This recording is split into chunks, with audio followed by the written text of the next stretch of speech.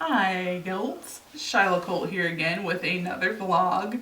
I cannot believe we're going on 2 months of this, and I just want to say thank you for subscribing, following, and responding. I saw that you guys really enjoyed the Author Speaks, so I'm actually going to do a combination this month where you're going to get Author Speaks, a Loved and Blessed box, because it all tied in, and I'll be talking about something called synchronicity because it was kind of amazing. And I'm also going to treat you to a sneak preview for my upcoming release, A Lighter Shade of Blue, which is the second book in the Kings of Chaos MC series.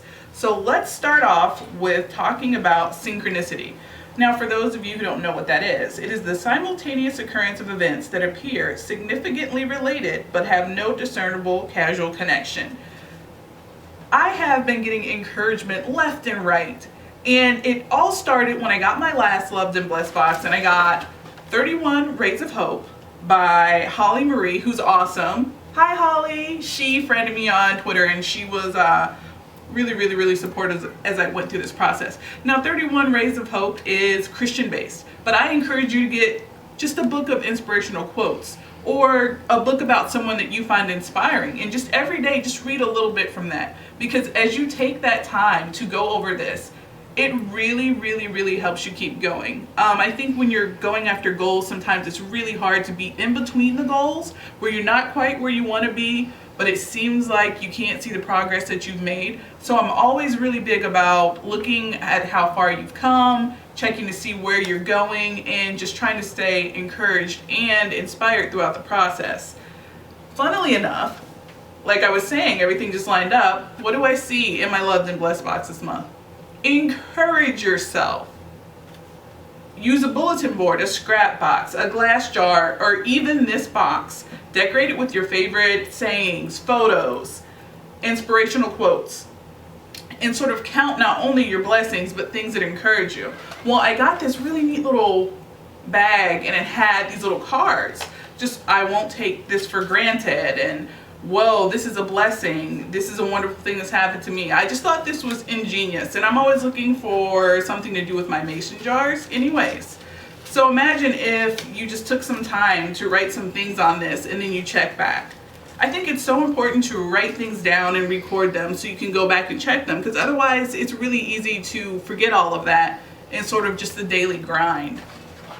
And then of course, I have my sticker, and then I have my sign. These usually go up in my office. I know I keep telling you guys that I will take you in my office, but it seems like I always have a signing coming up, so it's always crazy in there because I do a lot of my swag myself. But I promise, when I come back from my next signings, I will clean up my office, and then I'll take you guys for a tour.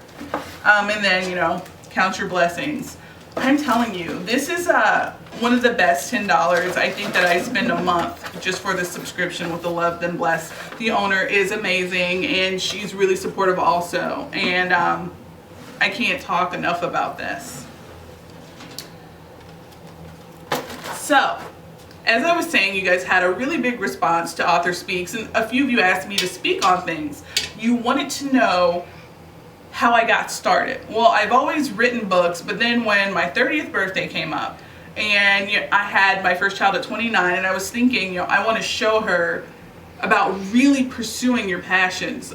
She and I would say my husband, who said, you can do this, because I thought, no one's gonna want to read my story. It's not good enough. It's not polished enough. I didn't feel ready to put it out there, because it's sort of like being a model or an actor. You're almost auditioning when you send your work out there. It's your baby, and it is painful to hear maybe you need to correct this, or this isn't unique enough. And I think fear can really hold us back.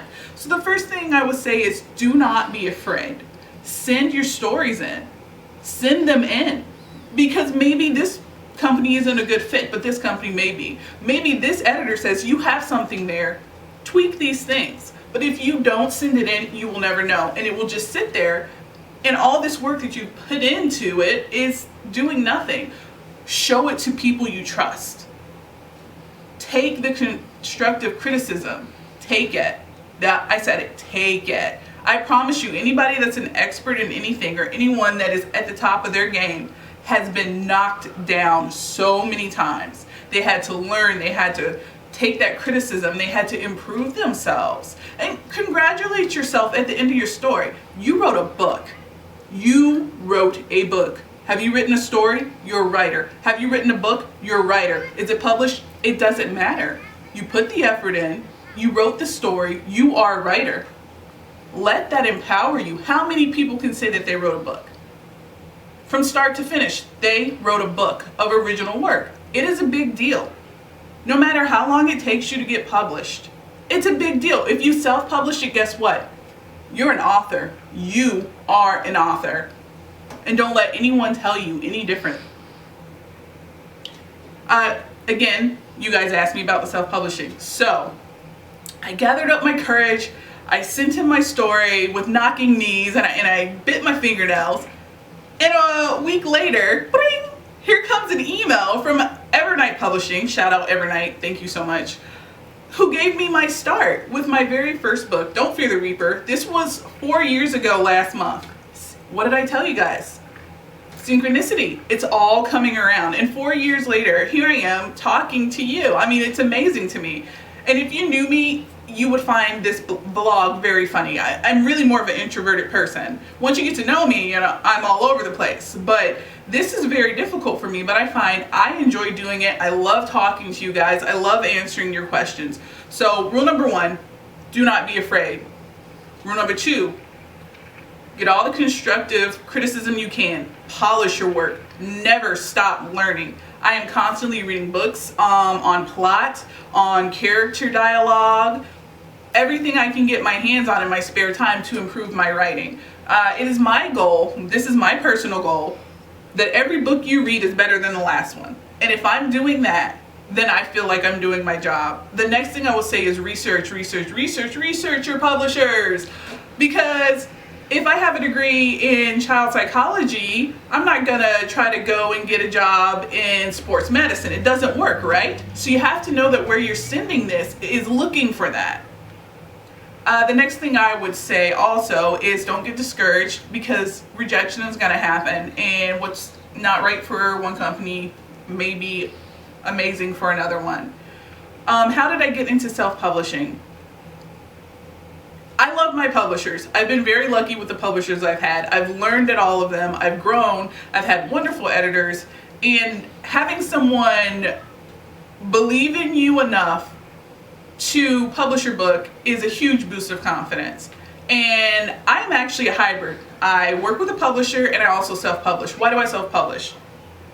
It allows me to pursue everything that I want to do, because sometimes when you do work with a publisher, they may be looking for certain things and there is a compromise there, whereas you have free creative range when you self-publish. How do you self-publish? Well, this is what I did. I got an editor. I actually have an editing process. It's seen by 2 or 3 different people. If you're going to self-publish, you have to be on top of your game. You have to put the money in for editing. You have to put the money in for a nice cover. Find out what covers you like. What interests you? Whose style do you like? So then when you're going to someone to do your work, to do your cover, you can say, these are the things that I like. And then you're going to end up with a product I think that you'll like more, and it will be less frustrating for your graphic artist. That's something I learned from mine. She always says, examples, be detailed. Also, if you can, beta readers you trust are very, very helpful. So let's recap. What are we doing with self-publishing? First out the gate, our trusted beta readers, and we're polishing the story as much as we can. Then we're getting an editor. We're putting the money into the edits. We're letting it pass as many eyes as possible. We're spending the money on a decent cover. Also, if possible, an exclusive photo, because then you know that you're not gonna have a cover that has the face of 5 other people's covers. So what do we got, guys? Editing, bam. Cover artists, bam. Beta readers. And then I would also say a formatter. But if you are willing to put in the work to learn how to format it, that's awesome. But starting out the gate, it might be better to actually hire a formatter. So what I want to say is be as professional as possible. That is how I say you successfully self-publish. And then research your marketing, because marketing is everything. Because if no one knows about the product, they can't buy it. So put your time in on the marketing, read the books on the marketing, talk to people who are already doing this. Because authors, we're all in this together, and you will find we like to talk to each other. We like to help each other out. We're going to see each other at different conventions. I mean, we're a family. We're people doing the same thing. I always like to pay it forward. So that being said, that's how I got my start. And that's why I am a hybrid, why I do publisher and self-publishing. I like the combination of it. I like the different levels of control. And it works really well for me. I'm really happy with doing both. Also, I like also being with a publisher. My publisher that I'm predominantly with right now is Hot Ink. We're family and we support each other, and you need that.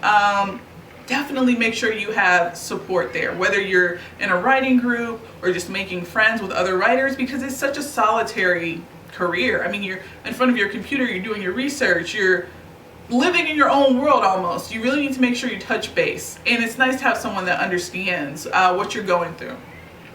So that's a little bit about how I got into it. Those are my tips on self-publishing. And now we're going to move on and talk about my upcoming release, A Lighter Shade of Blue. Comes out on July 28th. It is the second book in the Kings of Chaos MC series.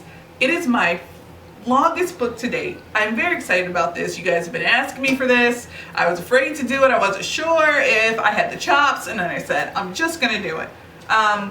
Because this was also the year, if you follow me, you know, this was the year I made the commitment to do something that scared me every month, and it has been incredibly easy to do, because a lot of times things that make us nervous pile up. So I went ahead and did it. I'm very pleased with it. I'm really excited about it. I really adore the Kings of Chaos series. There's something very special about this series. If you read Spun, I think you'll know what I'm talking about, and I guarantee you that A Lighter Shade of Blue is 3 times as good as Spun was. So what I'm going to do for you right now is actually a little bit of a reading from it, so you guys get the first look. See, this is where you have to follow me. Here we go. I sit in the chair, shifting as a hard surface wreaks havoc on my rear. I tuck strands of hair behind my ear and look around the visiting area. Families and significant others are lined up at small tables across from the inmates. I feel out of place and nervous. I didn't want to be the one to deliver the news. Not to Shadow. My cheeks fill with blood, and I thank the Lord above for my mother's partial African-American heritage. The tan tone she provided to me and my sisters gives us an almost sun-kissed glow in thick, dark hair. The club knew but never mentioned it. Technically, it went against the old bylaws originally written in the post-Vietnam era when racism was rampant. I trail my fingertip over the table. I'm not afraid of Shadow, not in the way most people would think. He just makes me nervous. I'm always afraid if I'm not careful he'll see the things I try so hard to hide. Another reason I despise Kala. The door opens and I turn to see him brought in by a guard.